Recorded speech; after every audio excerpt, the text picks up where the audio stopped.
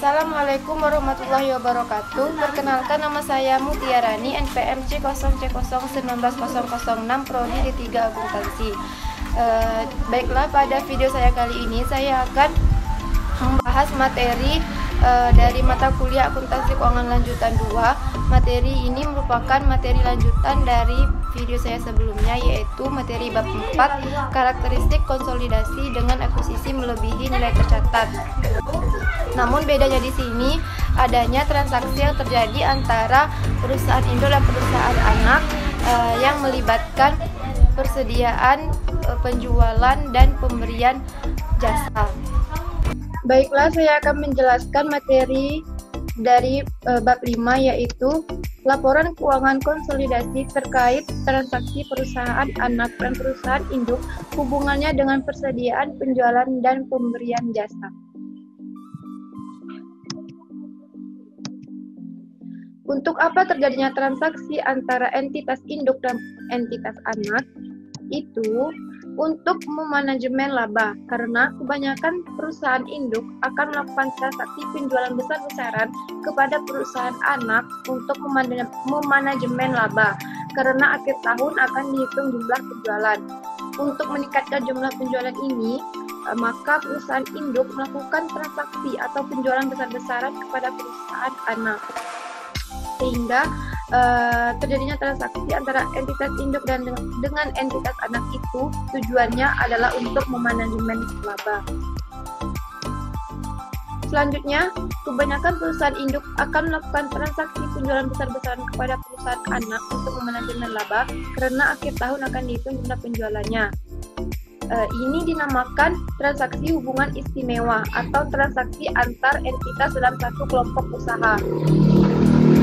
Transaksi ini tidak boleh muncul dalam laporan keuangan konsolidasian, karena transaksi yang boleh muncul adalah transaksi antara perusahaan induk atau anak kepada perusahaan non-afiliasi. Maka, transaksi antara perusahaan induk dan perusahaan anak tersebut harus dieliminasi. Akan muncul yang namanya jurnal eliminasi terhadap penjualan yang dilakukan oleh perusahaan induk ke anak ataupun sebaliknya. Bagaimana jika perusahaan anak telah menjual barang yang dibeli dari perusahaan induk kepada perusahaan non-afiliasi? Maka penjualan yang boleh diakui adalah penjualan atau transaksi yang dilakukan oleh perusahaan anak kepada perusahaan non-afiliasi tersebut. Sebagai contohnya, perusahaan induk menjual barang kepada perusahaan anak sebesar 10 juta. Kemudian perusahaan anak menjual barang tersebut kepada perusahaan non-afiliasi sebesar 15 juta. Maka penjualan yang diakui oleh perusahaan adalah penjualan dari PT anak kepada PT non-afiliasi sebesar 15 juta. Selanjutnya, secara pembuatan laporan keuangan konsolidasian. Laporan yang mencerminkan laporan keuangan antara PT induk dan PT anak yang menjadi satu laporan keuangan disebut sebagai laporan keuangan konsolidasian. Ada dua di sini secara pelaporan. PT induk dan PT anak merupakan satu entitas tunggal atau satu laporan keuangan. Yang kedua, sedangkan secara pencatatan PT induk dan PT anak merupakan entitas secara terpisah yang melakukan pencatatan. PT induk melakukan pencatatan untuk PT-nya dan PT anak juga melakukan pencatatan. Nah, pencatatan ini akan digabung dan akan dijadikan satu laporan keuangan konsolidasian. Contoh transaksi antara entitas dalam satu kelompok usaha yaitu misalnya transaksi antara pesawat Garuda dengan pesawat Citylink yang merupakan PT anak dan PT induk, di mana pesawat Garuda itu adalah PT induk dan pesawat Citylink itu adalah anak perusahaan dari pesawat Garuda. Selanjutnya, transaksi antar entitas dalam satu kelompok usaha. Di sini ada bagan, kita bisa lihat ada entitas induk, ada entitas anak A dan entitas anak B. Di sini ada yang namanya hulu, hilir. Kalau hulu itu adalah transaksi antara entitas induk dengan entitas anak, baik itu entitas anak A ataupun entitas anak B. Sedangkan hilir itu merupakan transaksi antara entitas anak A ataupun entitas anak B kepada entitas induk. Selanjutnya konsep konsolidasi. Konsep konsolidasi bisa kita lihat di bagan di sini, ada entitas induk seperti yang sebelumnya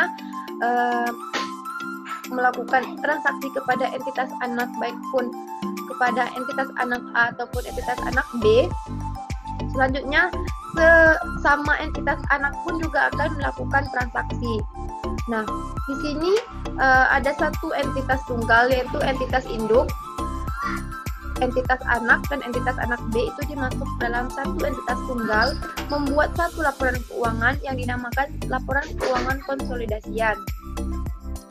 Di sini entitas induk akan melakukan pencatatan secara terpisah. Entitas induk akan melakukan catatan untuk perusahaannya, entitas anak juga akan melakukan catatan untuk perusahaannya, entitas anak B juga akan melakukan pencatatan untuk perusahaannya. Maka ketiga pencatatan ini akan digabung dan dijadikan satu laporan keuangan yang disebut dengan laporan keuangan konsolidasian.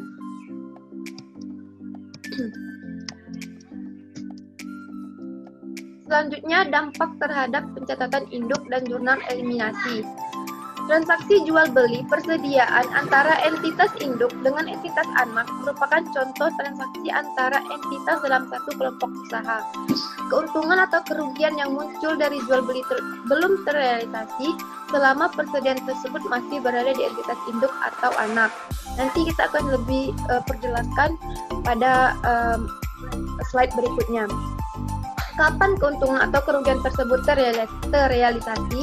Itu ketika dalam periode yang sama semua barang dari perusahaan induk telah terjual kepada perusahaan non-afiliasi oleh perusahaan anak. Selanjutnya, dampak terhadap jurnal eliminasi. Jurnal eliminasi terkait transaksi jual beli antara perusahaan induk dan perusahaan anak tergantung pada posisi persediaan pada akhir periode.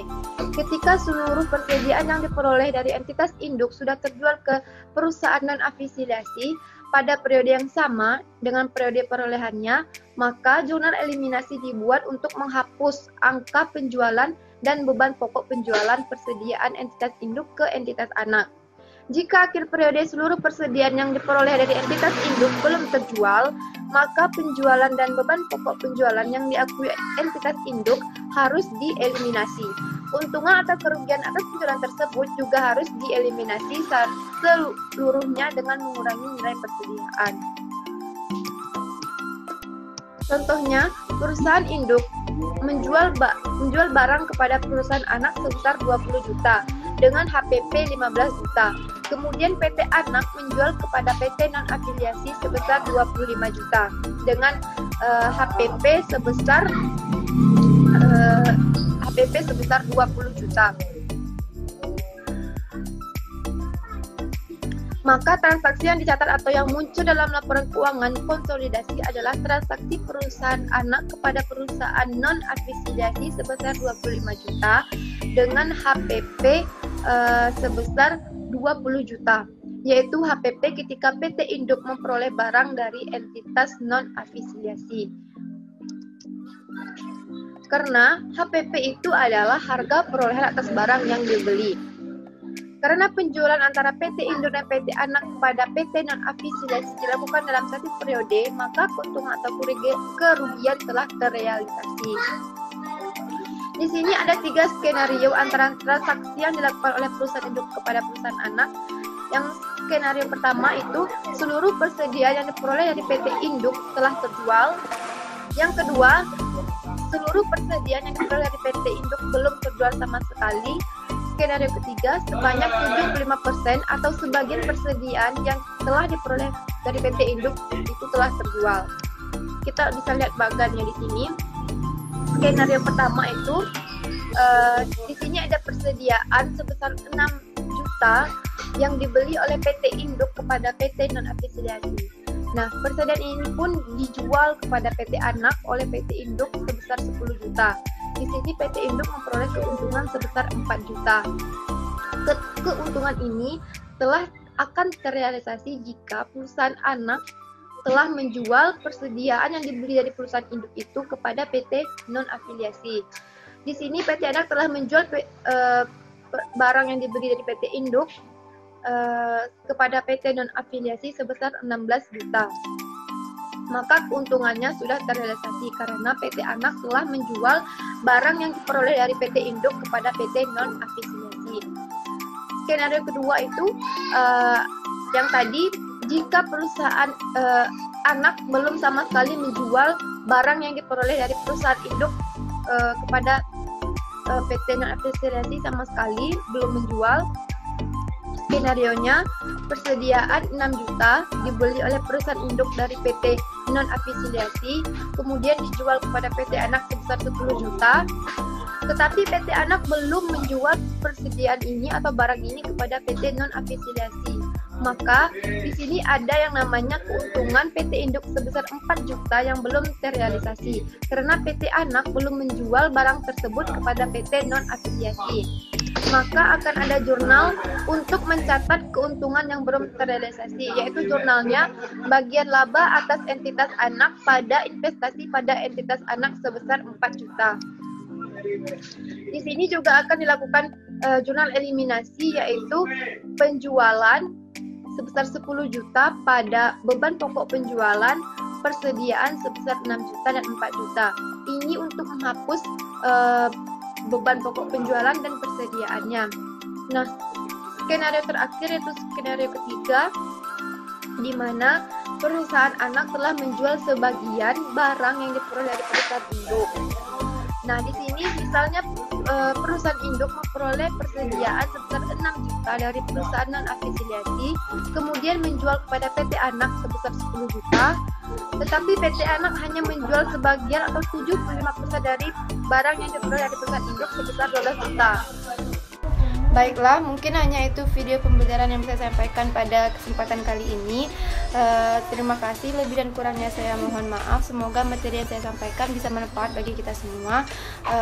Sampai jumpa dengan video pembelajaran saya berikutnya. Wabillahi taufiq wal hidayah. Wassalamualaikum warahmatullahi wabarakatuh.